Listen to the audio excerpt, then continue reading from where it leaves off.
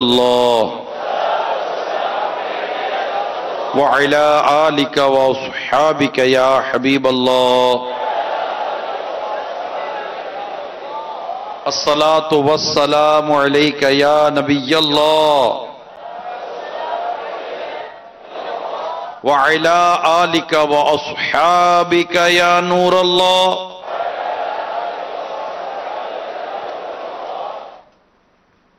القول البدیع میں ہے کہ حضرت سیدنا شیخ احمد بن منصور علیہ رحمت اللہ الغفور کو انتقال کے بعد کسی نے خواب میں اس حال میں دیکھا کہ وہ جنتی لباس پہنے ہوئے موتیوں والا تاج سر پر سجائے شیراز کی جامع مسجد کے محراب میں کھڑے ہیں۔ خواب دیکھنے والے نے پوچھا اللہ تعالیٰ نے آپ کے ساتھ کیا معاملہ فرمایا؟ کہا اللہ تعالیٰ نے مجھے بخش دیا، میرا اکرام فرمایا اور موتیوں والا تاج پہنا کر داخل جنت کیا۔ پوچھا کس سبب سے؟ فرمایا اللہ تعالیٰ کا یہ کرم ہو گیا کہ الحمدللہ میں محبوب رب الانام صلی اللہ تعالی علیہ وسلم پر کثرت سے درود و سلام پڑھا کرتا تھا، یہی عمل کام آ گیا۔ صلو علی الحبیب صلی اللہ تعالی علی محمد۔ نیت کر لیجئے اللہ کی رضا کے لیے اول تا آخر بیان میں شریک رہیں گے۔ ہم الحمدللہ 29 شعبان المعظم سے ہی اپنا یہ فجر کے بعد کے بیان کا سلسلہ جاری رکھے ہوئے ہیں، اور آج جب ہم یہ فجر کی نماز کے بعد بیان کر رہے ہیں تو 23 رمضان المبارک ہے۔ کوشش ہوتی ہے حتی الامکان کے معاشرے میں موجود برائیوں کو تھوڑا واضح کیا جائے، اور ہمارے اندر وہ برائیاں اگر ہوں تو ہم اس کا جائزہ لیں، اور جائزہ بھی لیں اور نیت بھی کریں۔ نہ صرف یہ ہم نیت کرتے ہیں کہ ہم خود اس برائی سے بچیں گے، بلکہ الحمدللہ ہم یہ نیت بھی کرتے ہیں کہ ہم برائیوں سے بچائیں گے بھی۔ اور یہ سلسلہ اللہ تعالیٰ کی رحمت سے چل رہا ہے، اور ایک تعداد عاشقان رسول کی بیان سنتی بھی ہے، اور اللہ تعالیٰ کی رحمت سے اثر بھی آپ قبول کر لیتے ہیں، اور آپ عمل کی نیت بھی کرتے ہیں، اور دوسروں تک پہنچانے کی بھی آپ کوشش کرتے ہیں۔ اللہ کریم آپ کو اس کا اجر عطا فرمائے، اور ہم سب کو اللہ تعالیٰ ثواب سے محروم نہ کرے۔ مدنی چینل کے ناظرین کی بھی ایک تعداد ہے جو ہمیں فجر کی نماز کے بعد بیان سنتی ہے، اور اس کے بعد اپنے تاثرات مجھے بھی براہ راست بھیجنے والے بھیجتے ہیں، تو اس سے ایک اچھی صورت بھی ذہن میں بنتی ہے کہ سننے والے، سمجھنے والے، عمل کی نیت کرنے والے ہوتے ہیں تو ایک اچھا تاثر پڑتا ہے بولنے والے پر بھی، اس کی حوصلہ افزائی بھی ہوتی ہے، اور مزید اور بہت ساری چیزیں ذہن میں آتی ہیں کہ یار یہ اثر پڑ رہا ہے، یہ فرق پڑ رہا ہے، یہ فرق پڑ رہا ہے، اب یہ کر لیں، یہ کر لیں۔ آج ابھی آتے ہوئے میں نے ایک بزرگ کا ایک قول پڑھا، بڑا عبرت والا قول ہے، انشاءاللہ وہ قول آپ کو بیان کرتا ہوں، اور پھر اس کے تحت کچھ بیان کروں گا انشاءاللہ۔ آپ سب اندر بار، پتہ نہیں باہر آج کتنے اسلام بھائی ہیں، کل تو عرض کی تھی سب اندر بیٹھیے گا، لیکن آج قدرے کونے تک بھرا ہوا ہے۔ اللہ آپ کو جزائے خیر دے۔ دیکھیں یہ اچھا لگتا ہے نا، آپ کو ہم کچھ عرض کرتے ہیں اور آپ مانتے ہیں تو مزید حوصلہ بڑھتا ہے، اور اس میں یہ آپ کی بھی خوبی ہے نا کہ ماشاءاللہ وہ طبقہ جمع ہوتا ہے جو کہ بات ماننے والا ہے۔ ہم آئے یہاں اپنی اور ساری دنیا کے لوگوں کی اصلاح کی کوشش کا جذبہ پانے کے لیے ہیں، تو اب بھی یہ کچھ نہ کچھ باہر بیٹھے ہیں، اندر ماشاءاللہ کہیں نہ کہیں آپ کو جگہ مل جائے گی۔ اندر بیٹھیں گے تو آپ کو زیادہ بہتر انداز سے سیکھنے اور سمجھنے کا موقع ملے گا۔ آج میں بہت حساس اور بڑا سینسٹیو ٹاپک ہے آج، اور بہت حساس موضوع ہے، اور میں سمجھتا ہوں کہ اس کو گھر میں بھی باہر بھی ہر جگہ پر اس کو سمجھنے کی ہمیں بہت زیادہ واقعی ضرورت ہے۔ لہذا اگر جو اسلام میں باہر بیٹھے ہیں میں ان کو عرض کروں گا کہ ان کی خیر خواہی کے لیے کہہ رہا ہوں کہ باہر بھی آواز آ جائے گی، لیکن اندر آنے سے آپ کو شاید ثواب بھی بڑھ جائے گا کہ اندر آتے ہی آپ نیت کر لیجئے نویت سنت الاعتکاف۔ ویسے آپ معتکف جو ہیں وہ تو معتکف ہیں ہی، اللہ تعالی ہم سب کو ثواب کی حرص عطا فرمائے۔ ایک ایک نیکی قیامت کے روز بہت اہمیت دلائے گی اپنے، تو باہر بیٹھنے کے مقابلے میں اندر بیٹھنا زیادہ نیکیاں ہمیں دلائے گا۔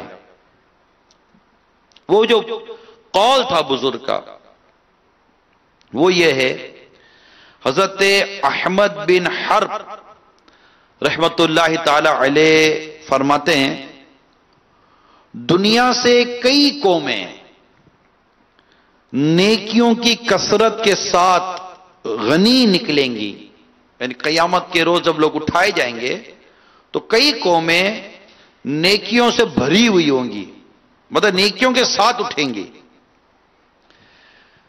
اور قیامت میں مفلس ہوں گی۔ اٹھیں گے نیکیوں کے ساتھ، قیامت میں مفلس ہوں گی کہ حقوق العباد میں سب نیکیاں کھو بیٹھیں گے۔ یہ بڑا ہی عبرت والا ان کا فرمان ہے کہ جو دنیا میں حقوق العباد کا خیال نہیں رکھتا، یعنی بندوں کے جو حقوق ہوتے ہیں ان کا خیال نہیں رکھتا، اور ٹھیک ہے نیکیاں کر رہا ہے، اگر نیکیاں کر رہا ہے تو اس کو بھی اس بات کا غور کرنا ہے کہ میں اللہ تبارک و تعالیٰ کے جو حق میں نے ضائع کیے ہیں تو اللہ تبارک و تعالیٰ اپنے حق معاف فرمانے پر قادر ہے، اللہ تو وہ بھی اس پر بھی قادر ہے کہ بندوں کا حق بھی اللہ تعالیٰ چاہے تو معاف فرما دے، مگر اللہ تعالیٰ نے ایک نظام عطا کیا ہے کہ بندے کا حق اس وقت تک معاف نہیں ہوگا جب تک بندہ خود معاف نہ کر دے۔ یہ ایک نظام ہے، ایک سسٹم ہے، اور یہ ہمیں بہت زبردست طریقے سے سمجھایا اور سکھایا گیا ہے۔ لہذا آج ہم نے اس بات کو سمجھنے کی کوشش کرنی ہے کہ لوگوں کی جو حق تلفی ہے، حقوق العباد کا جو معاملہ ہے وہ کتنا حساس ہے۔ جیسے ابھی میں نے ایک بزرگ کا قول آپ کو بیان کیا، حضرت سیدنا مسلم بن حجاج قشیری رحمت اللہ تعالی علیہ اپنی مشہور مجموع حدیث صحیح مسلم شریف، بڑی مشہور کتاب ہے مسلم شریف حدیث کی، اس میں ایک حدیث نقل کرتے ہیں کہ نبی رحمت شفیع امت صلی اللہ تعالی علیہ وآلہ وسلم نے استفسار فرمایا، اپنے صحابہ کرام علیہ رضوان سے پوچھا کیا تم جانتے ہو مفلس کون ہے؟ صحابہ کرام علیہ رضوان نے عرض کی یا رسول اللہ صلی اللہ تعالی علیہ وآلہ وسلم، ہم میں سے جس کے پاس درہم دینار نہ ہو وہ مفلس ہے۔ فرمایا میری امت میں مفلس وہ ہے جو قیامت کے روز نماز، روزے اور زکوٰۃ لے کر آیا، اور یوں آیا، نماز، روزے اور زکوٰۃ لے کر آیا، اور یوں آیا کہ اسے گالی دی، اس پر تہمت لگائی، اس کا مال کھایا، اس کا خون بہایا، اس سے مارا، تو اس کی نیکیوں میں سے کچھ اس مظلوم کو دے دی جائیں گی جن کے ساتھ اس نے ظلم کیا، اور کچھ مظلوم کو پھر اگر اس کے ذمے جو حقوق تھے ان کی ادائیگی سے پہلے اس کی نیکیاں ختم ہو جائیں تو ان مظلوموں کی خطائیں لے کر اس ظالم پر ڈال دی جائیں، پھر اسے آگ میں پھینک دیا جائے۔ اللہ کی پناہ، یعنی اس میں نمازی، روزے دار، حاجی، زکوٰۃ دینے والے، خیرات و نیکیاں میں حصہ لینے والے، نیک صورت بنانے والے اور نیک صورت نظر آنے والے، مالداروں، یہ جتنے بھی ہیں ہم سب کو ڈرنا چاہیے کہ حقیقت میں مفلس وہ ہے جو نماز، روزہ، حج، زکوٰۃ، صدقات، سخاوتیں، فلاحی کاموں اور بڑی بڑی نیکیوں کے باوجود قیامت میں خالی کا خالی رہ جائے، جن کو کبھی گالی دے کر کبھی بلا اجازت شرعی ڈانٹ کر، بے عزتی کر کے، ذلیل کر کے، مار پیٹ کر کے، عاریتن یعنی عارضی طور پر چیز لے کر قصدن واپس نہ لوٹائی. اب چل بھول گیا اب میرے پاس آ گئی نہ، چل ابھی کون واپس کرتا ہے. دل دکھا کر، یہ جو دل دکھانے کا جو معاملہ ہے نا، یہ جو گھروں میں بیٹھے ہوئے جو ہمارے ناظرین ہیں نا، یہ بہت ہی خاص توجہ کریں. جس کو دیکھو جب چاہے جس کا چاہے دل دکھا دیتا ہے، جیسے کہ دل دکھانا تو کوئی مسئلہ ہی کوئی نہیں ہے. اب چل اوے چلنا، ادھر سے کھڑا ہو جا، اوے ادھر، اوے پتہ نہیں کیا یہ اوے کی عجیب سی عادت پڑ گئی ہے، عجیب لینگویج ہے یہ ہماری. اوے جانتا نہیں ہے، پہچانتا نہیں ہے. اب کیا جانوں پہچانو، بدماش ہے اور کیا جانوں پہچان. اوے تو کوئی شریف آدمی تھوڑی بولے گا اوے جانتا نہیں ہے. تو جیسے ہی کوئی بولے اوے جانتا نہیں ہے، جان گئے تم کو شریف سمجھتے تھے، تم بدماش ہو، گنڈے ٹائپ کے آدمی ہو، بگڑے ہوئے آدمی. اور کیا تم یہ اوے جانتا نہیں ہے، اوے اس کو بلا لوں گا، اوے یوں کر دوں گا، اوے یوں کر دوں گا. اب چل چونٹی کی طرح مسل کے رکھ دوں گا. بڑا آیا ہے ہاتھی بھائی، چونٹی کی طرح مسل کے رکھ دے گا. کہتے تو یہی ہے کہ ہاتھی کے پاؤں کے نیچے بھی چونٹی آ جائے نا تو مرتی ورتی نہیں ہے. اب یہ لینگویج کسی شریف آدمی کی یا ستھرے آدمی کی، ایک ڈیسنٹ آدمی کی تو یہ لینگویج نہیں ہو سکتی یار. وہ تو اس طرح کسی کی دل آزاریاں، کسی کی اختلافیاں، دھمکیاں، بدماشیاں، وہ کیسے ہم تو تصور بھی نہیں کر سکتے یار. سمجھ نہیں آتا جس آدمی مطلب ہمیں کو مرغی دیتے رہے، مرغی لے اس کو کاٹ کے دو تو مرغی بھی نہیں کٹے. رات تو اپنوں نے مرغی نہیں کاٹی، اب تو مرغی نہ کٹے. اور پتہ نہیں یہ لوگوں کو مار دیتے ہیں، خون کر دیتے ہیں، پیٹ پہ چھرے گھونپ دیتے ہیں، فائرنگ کر دیتے ہیں، قتل کر دیتے ہیں، جسموں پر ڈرل مشینیں چلا دیتے ہیں. پتہ نہیں کیسے کیسے ظلم و ستم کی آندھیاں چلاتے ہیں. اور بعض تو معاذ اللہ سما معاذ اللہ عورتوں کے اوپر تیزاب پھینک دیتے ہیں. اللہ کی پناہ، تیزاب گردی کے بھی ٹھیک ٹھاک واقعات ہو رہے ہیں معاشرے کے اندر. تیزاب پھینک دیتے ہیں، ان کی عزتوں سے کھیلتے ہیں، بے عزتیاں کرتے ہیں، بلیک میلنگ کرتے ہیں، طرح طرح کی ظلم و ستم کے عجیب و غریب قسم کی صورتیں بناتے ہیں، حق تلفیاں کرتے ہیں، قبضے کرتے ہیں، جائیدادیں کھا جاتے ہیں. اللہ کی پناہ جائیدادیں. اب وہ اس کے تعلقات جانتے ہیں لوگ بھائی، اس کو 4 آدمی جانتے ہیں، 4 آدمی پہچانتے ہیں ٹھیک ٹھاک. اس نے مطلب کہ اپنی اثر و رسوخ بنایا ہے، ادھر بھی پیسے دیتا ہے، ادھر بھی پیسے دیتا ہے، ادھر بھی اس کی ترکیب تو ہماری اصطلاح ہے، اس کو میں کیا ترکیب بولوں. اب ادھر بھی اس نے دیا ہوا، ادھر بھی دیا ہوا. نہیں پیسے سے چلتا تو بدماشی سے چلا لیتے ہیں، یہ نہیں چلتا تو تڑی سے چلا لیتے ہیں، یہ تو بھی کسی کو اٹھوا لیتے ہیں، یہ نہیں تو جناب بیٹے اٹھوا لیے، بیٹی اٹھوا لی، یہ کر لیا وہ کر لیا. کوئی راز پکڑ لیا، راز پکڑ کے بلیک میل کیا. سائن کرتا ہے کہ نہیں، چھوڑتا ہے کہ نہیں، ہٹتا ہے کہ نہیں، ادھر سے کر لیں گے ادھر سے کر لیں گے. ارے ادھر کر لو گے، اللہ کی لاٹھی بھی آواز ہے ظالمو، او ظالم، اے ظلم کرنے والے، میرے رب کی لاٹھی بھی آواز ہے.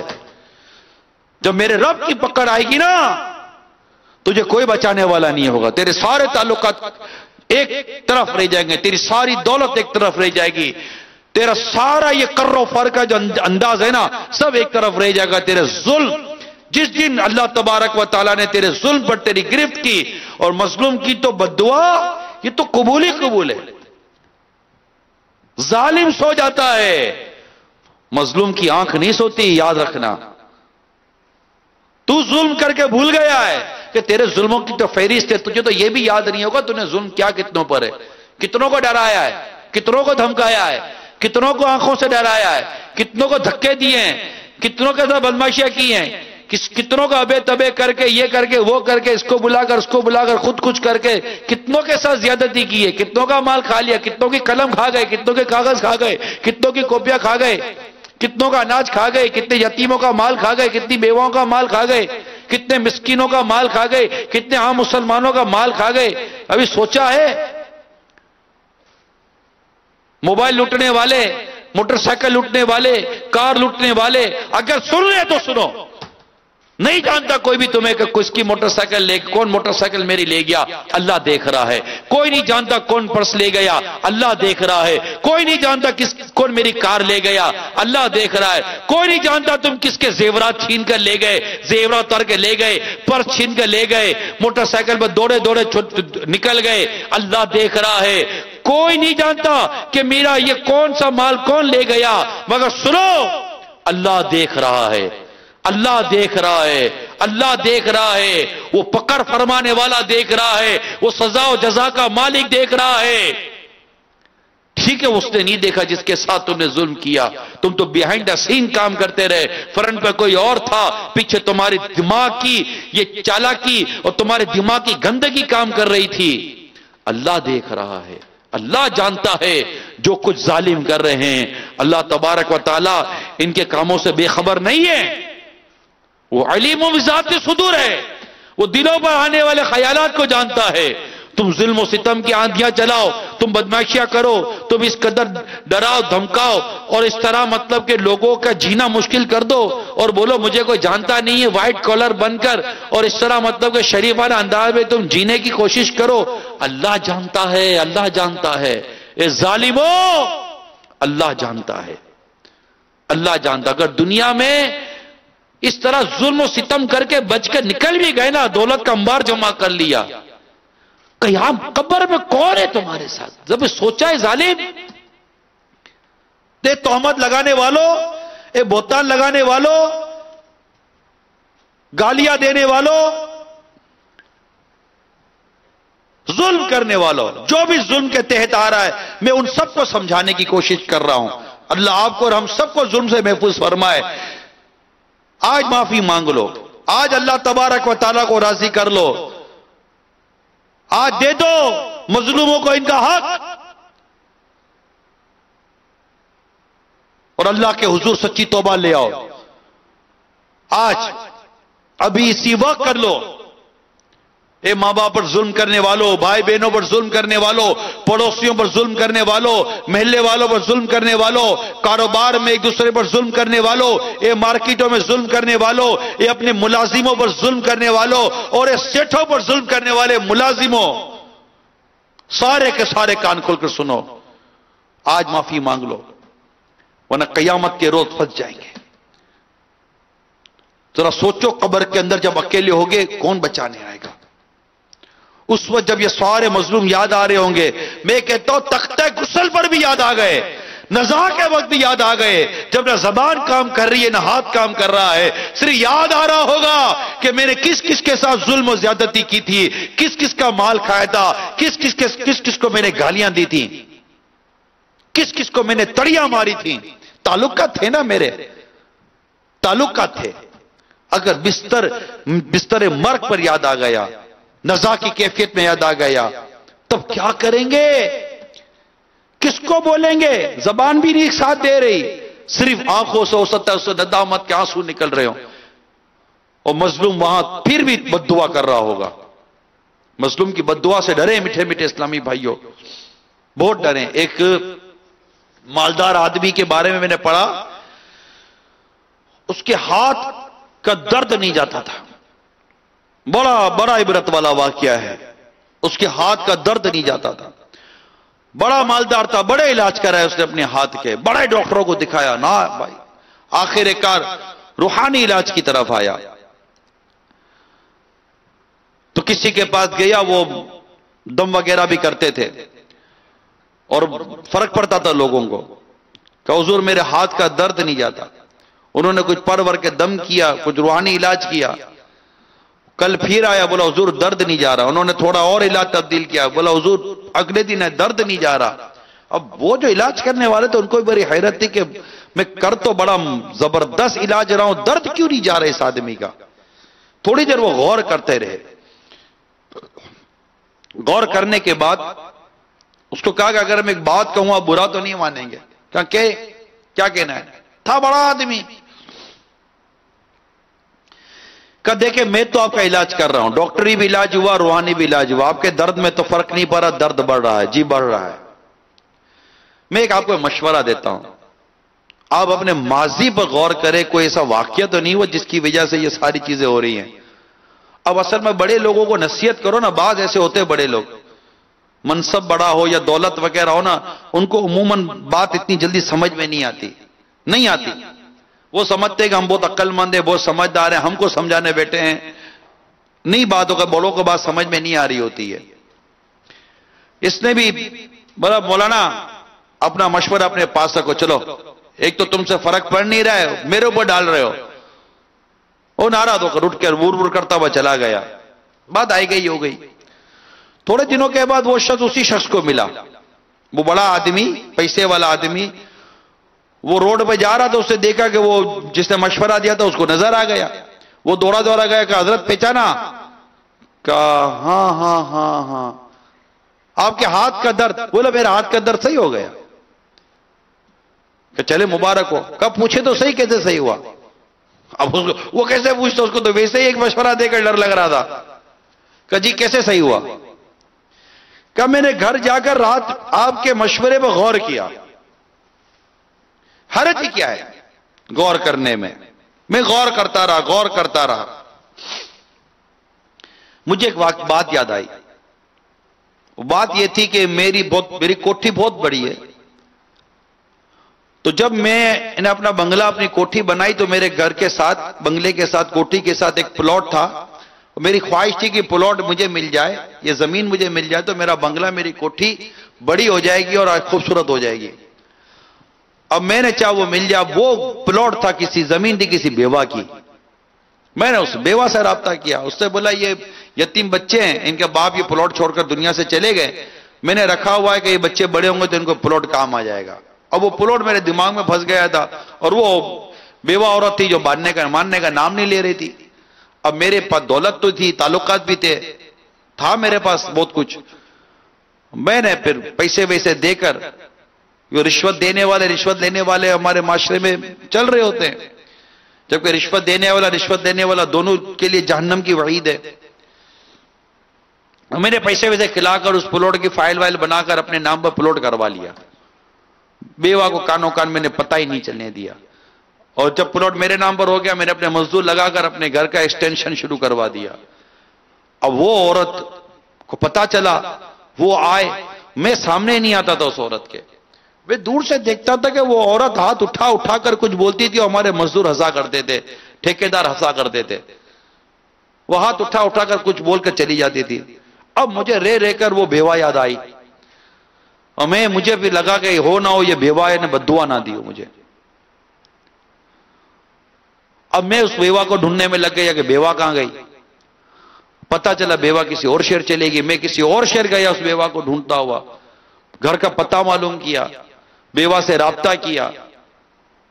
اور پھر میں نے بیوہ سے رابطہ کر کے اس سے پوچھا کہ وہ جو ہوا تھا کیا ہوا تھا. کہ میں نے واقعی تیرے لیے بددعا کی تھی، میں نے تیرے لیے بددعا کی تھی. ہاتھ اٹھا کر تیرے ہاتھوں کے لیے میں نے بددعا کی تھی کہ جن ہاتھوں نے میرے یتیم بچوں کی جائیداد پر قبضہ کر لیا. تو اس شخص نے کہا کہ میں نے پھر اس بیوہ کو راضی کرنے کی کوشش کی، اس کو یہ دیا وہ دیا اور مال دیا، اور طرح کی اس کو میں نے کوشش کی کہ اس کو خوشی اور راحت ملے. اور میں نے کہا کہ اماں مہربانی کرو، جن ہاتھوں سے بددعا کی تھی انہی ہاتھوں سے دعا کر دو، میرے ہاتھ کی تکلیف نہیں جا رہی. اس بیوہ عورت نے ہاتھ اٹھائے میرے لیے. ابھی اس بیوہ عورت کے ہاتھ نیچے نہیں آئے تھے کہ میرے ہاتھ کا درد چلا گیا. یہ ہوتا ہے میرے میٹھے میٹھے پیارے اسلام بھائیو بددعا. اسی طرح ایک شخص مچھلی پکڑ کر گھر جا رہا تھا، دریا سے مچھلی پکڑی گھر جا رہا تھا. راستے میں اس کو مل گیا کوئی تڑی والا آدمی، بدماشی والا آدمی. بولا کیا ہے یہ؟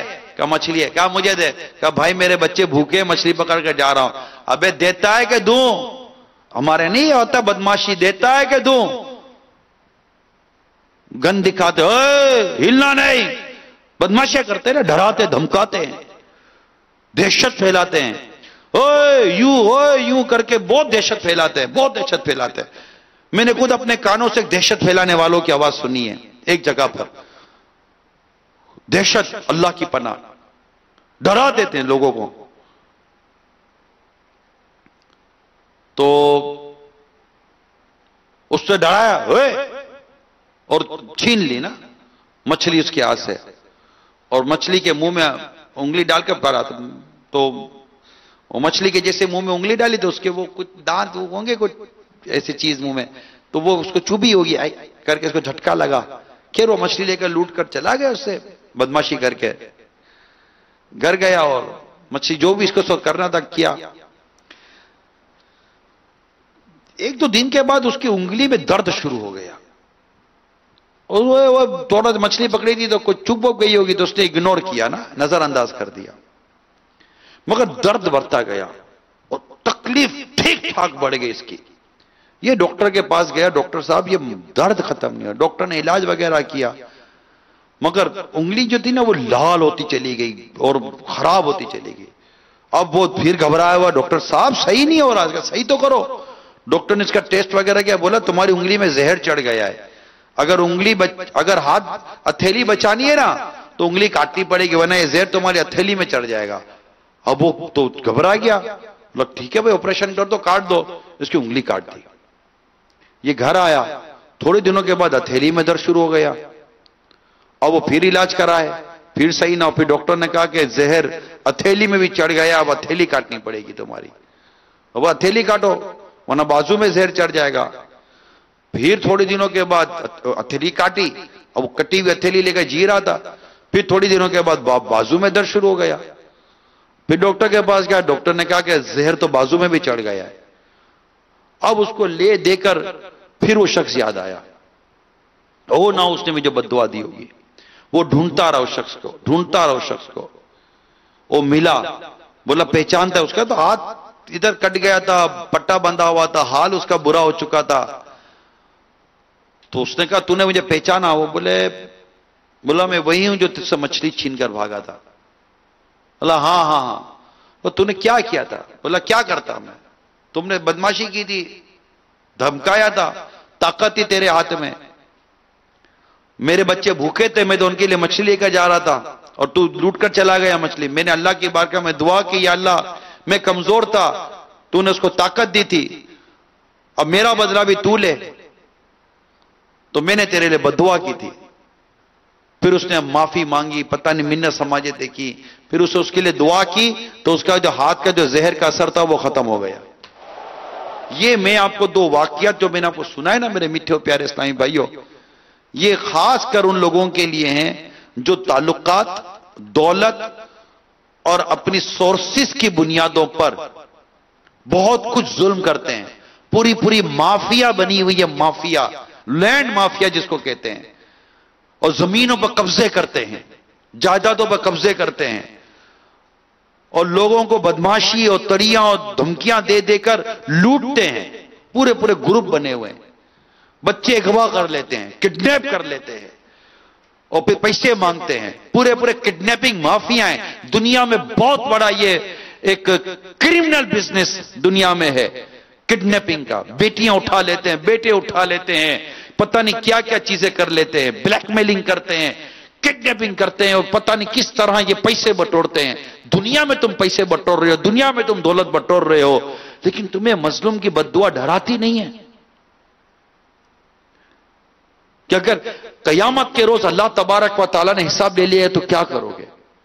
تو یہ جو بھی اس طرح کا طبقہ اگر ہے اور سن رہا ہے تو میں آپ کو اللہ سے ڈراتا ہوں، اللہ سے ڈرو، مظلوم کی بد دعا سے ڈرو۔ قیامت کے روز اللہ تبارک و تعالی جب تمہاری نیکیاں اس مظلوم کو دے گا، پھر بھی جب حساب پورا نہیں ہوا ہوگا تو اللہ تعالیٰ اس مظلوم کے گناہ تمہارے سر پر مطلب کہ ڈال دیے جائیں گے اور جہنم کا حکم دے دیا جاتا ہے، جیسا کہ ہم نے ایک حدیث بھی سنی، کیوں قیامت کے جو حساب ہوگا۔ حدیث پاک میں آتا ہے تم لوگ حقوق حق والوں کے سپرد کر دو، حتیٰ کہ بے سنگ والی کا سنگ والی بکری سے بدلہ لیا جائے گا۔ تو یہ عام بات نہیں کر رہا۔ اسی طرح جو ہم یا معتکفین رہتے ہیں، ہمیں بھی اپنے مزاج کو بدلنا ہے۔ ہم لوگ اپنے محلوں سے، اپنے علاقوں سے آتے ہیں، اور عجیب و غریب قسم کا مطلب کہ وہ ترم کھانے کا ذہن بنا ہوا ہوتا ہے، تڑی بدماشی کا ذہن بنا ہوا ہوتا ہے، جس کو دیکھو مطلب آستین چڑھانے کے لیے تیار ہے، باڈی بلڈنگ کر رہے ہوتے ہیں، تو یہ کر رہے ہوتے ہیں، وہ کر رہے ہوتے ہیں، تو اس میں تو اس میں تو چار بدماش دوست جمع کیے ہوئے ہوتے ہیں، اور محلے میں علاقوں میں یہ بدماشیاں کر رہے ہوتے ہیں، یا کسی سے لڑائی ہو، چل باہر پھر دکھاتا ہوں، نکل تو صحیح پھر دیکھتے ہیں، نکل تو صحیح۔ یہ شریف زندگی نہیں ہے، شریف اس طرح نہیں جیا کرتے، شریف تو شریفانہ زندگی جیتے ہیں۔ میٹھے میٹھے اسلام بھائیو، جیت جو ہے نا یہ مظلومیت میں ہے، جو مظلوم بن کر آئے گا نا انشاءاللہ تبارک و تعالی قیامت کے روز اس کی جیت ہوگی، ظالم بن کر آنے والوں کی جیت نہیں ہے۔ لہذا ہمیں یہ ذہن بنانا ہے کہ ہم حق تلفیوں سے خود کو بچائیں گے اور حقوق العباد پورے کریں گے، ورنہ ایسا نہ ہو کہ قیامت کے روز ہم کسی کا حق کھا کے بیٹھے ہوں، کسی کا مال کھا کے بیٹھے ہوں، کسی کی دل آزاری کر کے بیٹھے ہوں اور ہم پھنس جائیں۔ ایک عبرتناک واقعہ سناتا ہوں کہ ایک شخص کو انتقال کے بعد کسی نے خواب میں دے کر پوچھا کہ اللہ تعالیٰ نے تیرے ساتھ کیا معاملہ کیا؟ کہا اللہ نے مجھے بخش دیا، لیکن حساب کتاب ہوا، یہاں تک کہ اس دن کے بارے میں بھی مجھ سے پوچھ گچھ ہوئی جس روز میں روزے سے تھا اور اپنے ایک دوست کی دکان پر بیٹھا ہوا تھا۔ جب افطار کا وقت ہوا تو میں نے گیہوں کی ایک بوری میں سے گیہوں کا ایک دانہ اٹھا لیا اور اس کو توڑ کر کھانا ہی چاہتا تھا کہ ایک دم مجھے احساس ہوا کہ یہ دانہ میرا نہیں، چنانچہ میں نے اسے جہاں سے اٹھایا تھا فوراً اسی جگہ ڈال دیا اور اس کا بھی حساب لیا گیا، یہاں تک کہ اس پرائے گیہوں کے توڑے جانے کے نقصان کے بقدر میری نیکیاں مجھ سے لے لی گئیں۔ اب آپ سوچئے تو صحیح، ہم تو کیا کیا لے لیتے بھائی کسی کا۔ تو یہاں بھی آپس میں بھی جو ہم رہتے ہیں نا، ڈرنا ہے میٹھے میٹھے اسلام بھائیو، کسی کو دھکا نہ لگ جائے، مطلب آنکھوں سے بھی تکلیف دینے کی ہماری شریعت ہم کو اجازت نہیں دیتی میرے میٹھے میٹھے پیارے پیارے اسلامی بھائیو۔ ہمارا دین بہت خوبصورت دین ہے، بہت خوبصورت دین ہے، اس میں تو آنکھوں سے بھی تکلیف دینے کی اجازت نہیں ہے۔ سرکار مدینہ صلی اللہ تعالی علیہ وآلہ وسلم کا ایک ارشاد اب سنیے کہ مسلمان کے لیے جائز نہیں کہ وہ دوسرے مسلمان کی طرف آنکھ سے اس طرح اشارہ کرے جس سے تکلیف پہنچے۔ وہ 100 گھڑ کے دیکھیں گے کہ سامنے اللہ بولے گا اوے کھا جائے گا کیا، اوے اچھا اس نے گھڑ کے بھی دیکھا نا، اس نے بھی منہ پھاڑ کر بولا ہے، وہ بھی اوے کھا جائے گا کیا، بچہ سمجھا ہوا ہے کیا، چوڑیاں وڑیاں نہیں بہنی، وہ فوراً آستین چڑھائے گا۔ وہ یار یہ کوئی لینگویج ہے؟ شریف لوگ کبھی اس طرح کی زبان استعمال کرتے ہیں؟ ڈیسنٹ لوگ، ریسپیکٹیبل لوگ کبھی اس طرح کی لینگویج یوز کرتے ہیں؟ دماغ خراب ہو گیا یار، پتہ نہیں فلموں نے دماغ خراب کر دیا ہے، ایکٹروں نے دماغ خراب کر دیا ہے، ڈراموں نے دماغ خراب کر دیا ہے۔ وہ دیکھتے ہوں گے ایسا کہ وہ ایک آدمی 10 سے لڑ رہا ہے، ادھر پتا چلے ایک کو تھپڑ ماری، اگلے نے جا کے بندوق ماری، اپنے تو ادھر ہی ڈھیر ہو گئے۔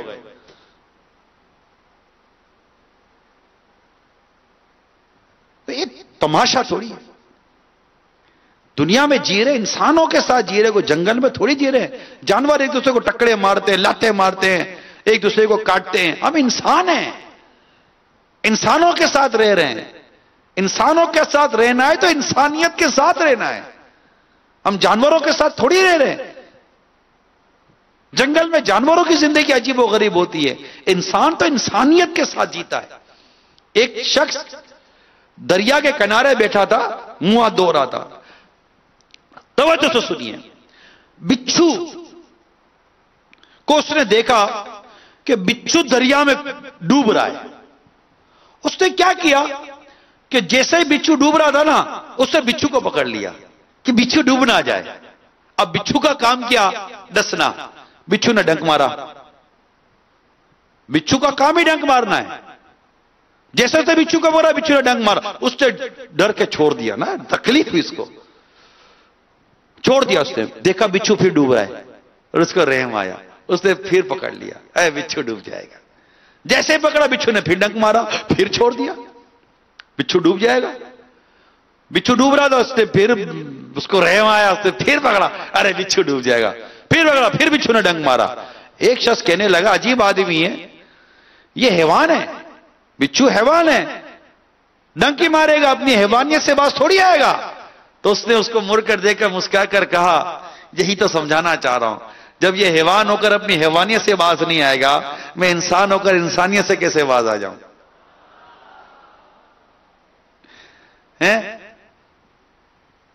ہم تو یہ نہ کہ بھائی اچھے کے ساتھ اچھے، بروں کے ساتھ برے ہیں، نا، کس نے یہ فلسفہ سکھایا؟ کہاں سے سیکھ کر آئے ہو؟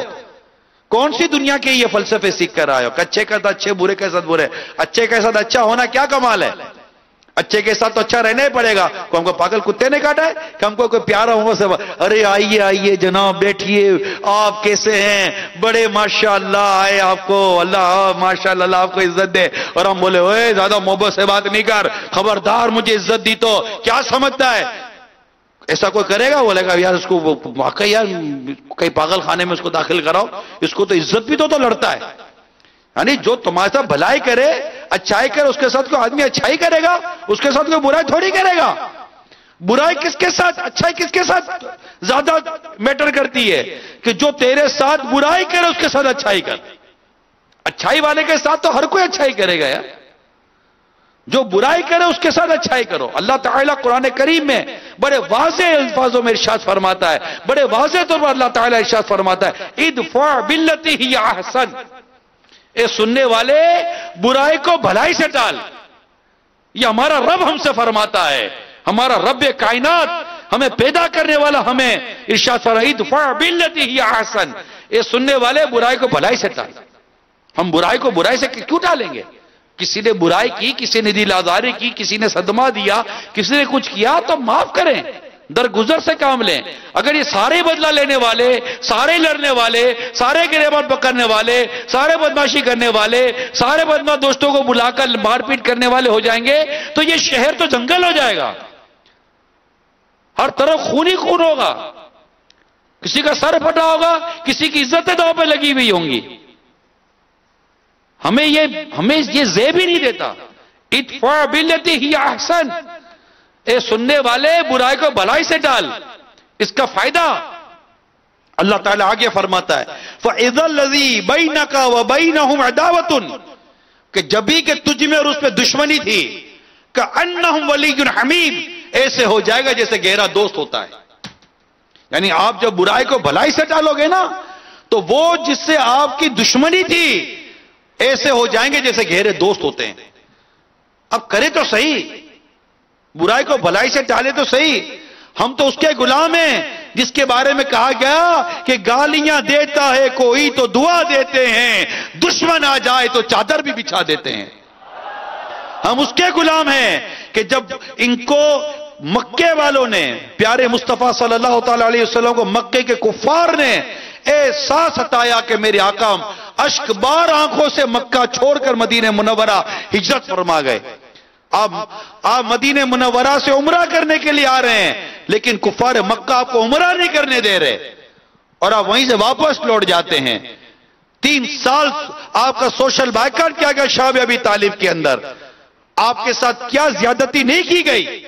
میرے نبی پاک صلی اللہ تعالی علیہ وسلم کے ساتھ کتنا آپ کے ساتھ ظلم کیا گیا، آپ پر ایمان لانے والوں کے ساتھ صحابہ کرام کو کتنا ستایا گیا، کتنا ان کو مارا گیا۔ یہ ہجرت کر کے مدینہ منورہ حبشہ کی طرف چلتے چلے گئے، مکہ مکرمہ چھوڑنا پڑا، ایسا ستایا کفار مکہ نے۔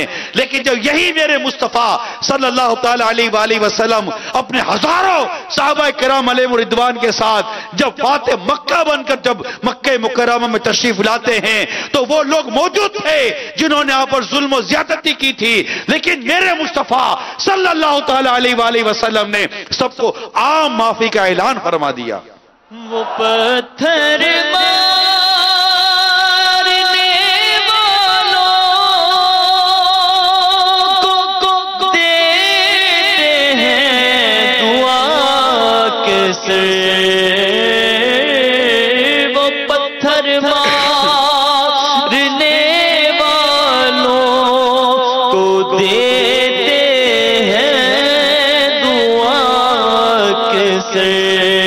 کوئی لا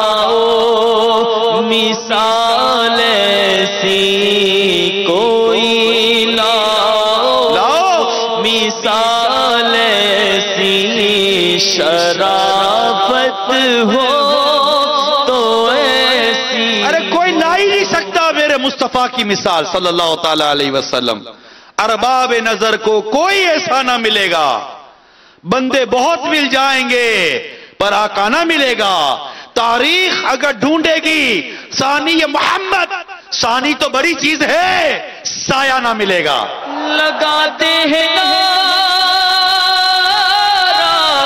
یہ ایمان والے محمد ہمارے، سب بولو، ساری آوازیں نکلے، شان والے جھومو بولو، محمد ہمارے بڑی شان والے محمد ہمارے بڑی شان والے. لگائیں گے نعرہ یہ ایمان والے محمد ہمارے بڑی شان والے. سارے جھوم کے بولو، محمد ہمارے بڑی شان والے. نبی پاک صلی اللہ تعالی علیہ وسلم کی شان ہے. اللہ کریم ہمیں نبی پاک صلی اللہ تعالی علیہ وآلہ وسلم کی مبارک سیرت پر عمل کرنے کا جذبہ عطا فرمائے. ہم اسی طرح جھگڑتے رہیں گے، لڑتے رہیں گے تو ہوگا کیا؟ آپ بخاری شریف کی حدیث آپ کے سامنے بیان کرتا ہوں. بخاری شریف کی حدیث ہے کہ حضرت سیدنا عبادہ بن صامت رضی اللہ تعالی عنہ فرماتے ہیں مکی مدنی آقا صلی اللہ تعالی علیہ وآلہ وسلم باہر تشریف لائے تاکہ ہمیں شب قدر بتائیں کہ کس رات میں ہے. دو مسلمان آپس میں جھگڑ رہے تھے. آقا دو جہاں صلی اللہ تعالی علیہ وآلہ وسلم نے ارشاد فرمایا میں اس لیے آیا تھا کہ تمہیں شب قدر بتاؤں، مگر فلاں شخص جھگڑ رہے تھے اس لیے اس کا تعین اٹھا لیا گیا. میرے شیخ طریقت امیر علیہ سنت اپنے رسالے ظلم کا انجام کے صفحہ نمبر 26 پر اس حدیث پاک کو نقل کرنے کے بعد تحریر فرماتے ہیں کہ اس حدیث مبارکہ میں ہمارے لیے زبردست درس عبرت ہے کہ ہمارے پیارے آقا صلی اللہ تعالی علیہ وآلہ وسلم شب قدر کی نشاندہی فرمانے وہی والے تھے کہ دو مسلمانوں کا باہم لڑنا مانع یعنی رکاوٹ ہو گیا اور ہمیشہ کے لیے شب قدر کو مخفی یعنی پوشیدہ کر دیا گیا. اس سے اندازہ کیجئے کہ آپس کا جھگڑا کس قدر نقصان دہ ہے. مگر جھگڑالو مزاج کے لوگوں کو کون سمجھائے؟ آج کل تو بعض مسلمان بڑے فخر سے کہتے ہوئے سنائی دے رہے ہیں کہ میاں اس دنیا میں شریف رہ کر گزارا ہی نہیں، ہم تو شریفوں کے ساتھ شریف اور بدماشوں کے ساتھ بدماش ہیں. اور صرف کہنے پر ہی اکتفا تھوڑی ہے. بس اوقات معمولی سی بات پر پہلے زبان درازی، پھر دست اندازی، پھر چاقو بازی، بلکہ گولیاں تک چل جاتی ہیں. 7 کروڑ افسوس آج کے بعد مسلمان باوجود مسلمان ہونے کے کبھی پٹھان بن کر، کبھی پنجابی کہلا کر، کبھی سرائکی بن کر، کبھی مہاجر ہو کر، کبھی سندھی اور بلوچ قومیت کا نعرہ لگا کر ایک دوسرے کا گلا کاٹ رہے ہیں، دکانوں اور گاڑیوں کو آگ لگا رہے ہیں. مسلمانوں آپ تو ایک دوسرے کے محافظ تھے، آپ کو کیا ہو گیا ہے؟ ہمارے پیارے آقا رحمتوں والے مصطفیٰ صلی اللہ تعالی علیہ وآلہ وسلم کا فرمانے عالی شان تو یہ ہے کہ باہم محبت اور رحم اور نرمی میں مومنوں کی مثال ایک جسم کی طرح ہے کہ اگر ایک عضو کو تکلیف پہنچے تو سارا جسم اس تکلیف کو محسوس کرتا ہے.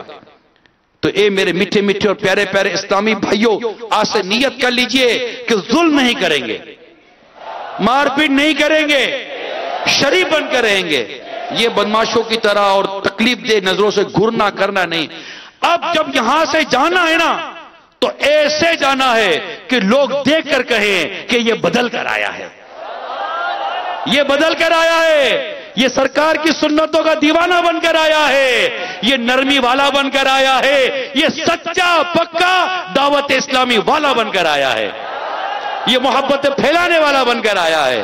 انشاءاللہ عز و جل اللہ تبارک و تعالی ہم سب کو نرمی کرنے کی توفیق عطا کرے، ظلم سے بچائے، اور جس پر آج تک ظلم و زیادتی کی ہے، جس کو میں نے ابتداً تھوڑا بیان کیا، اب نیت کر لے کہ انشاءاللہ ان سے ہاتھ جوڑ کے معافی مانگیں گے۔ یہ جملہ کہنے کی عادت بنا لیجئے، مجھے معاف کر دیجئے، کہیے، کہیے، مجھے معاف کر دیجئے،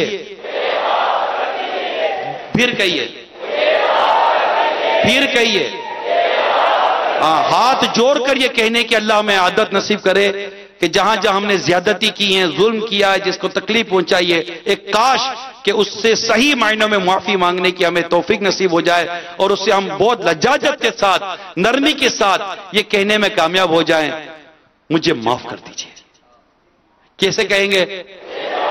مجھے معاف کر دیجئے۔ اللہ ہم سب کو صحیح معنوں میں معافی مانگنے کی توفیق عطا کرے، اور ہم پر کوئی حقوق العباد نہ ہو، ہم اللہ تبارک و تعالیٰ کے حقوق بھی ادا کرنے والے بنے، اور اس کے بندوں کے حقوق بھی ادا کرنے والے بنے۔ صلو علی الحبیب، سبحان اللہ۔ اب جو باہر اندر آ جائیں، کچھ تحفہ ملنے والا ہے۔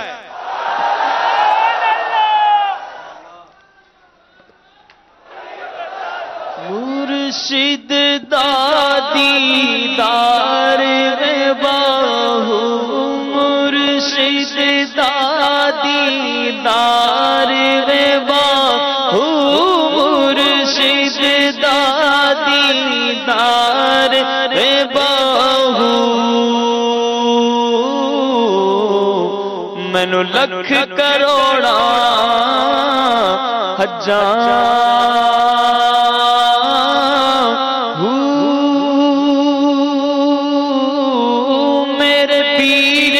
گھر دم خیر ہوئے، میرے پیر دی گھر دم خیر ہوئے، پاوے لکھا کروڑا، پاوے لکھا کروڑا دبیر ہوئے، میرے پیر دی گھر دم خیر ہوئے، ہو میرے پیر دی گھر دم خیر ہوئے، میرے پیر دی شان نرالیاں نے سبزی زلفاں کالیاں نے، میرے پیر دی شان نرالیاں نے سبزی مت زلفاں کالیاں نے، او میرے پیر دے، میرے پیر دے حسن دی خیر ہوئے، میرے پیر دے حسن دی خیر ہوئے، میرے پیر دی گھر دم خیر ہوئے، ہو میرے پیر دی گھر دم خیر ہوئے، ہو میرے پیر دی گھر دم خیر ہوئے، ساڈی نسبت کنی پیاری ہے، عطاری بڑی پیاری ہے، عطاری بڑی پیاری ہے، ربا ساری عطاریاں دی خیر ہوئے، ربا ساری سنیاں دی خیر ہوئے، میرے پیر دی ہر دم خیر ہوئے۔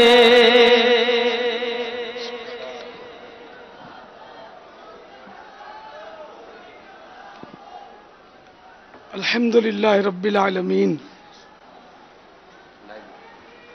والصلاة والسلام علی سید المرسلین، اما بعد فاعوذ باللہ من الشیطان الرجیم، بسم اللہ الرحمن الرحیم، الصلاة والسلام علیک یا رسول اللہ وعلى آلك وأصحابك يا حبيب الله، الصلاة والسلام عليك يا نبي الله وعلى آلك وأصحابك يا نور الله۔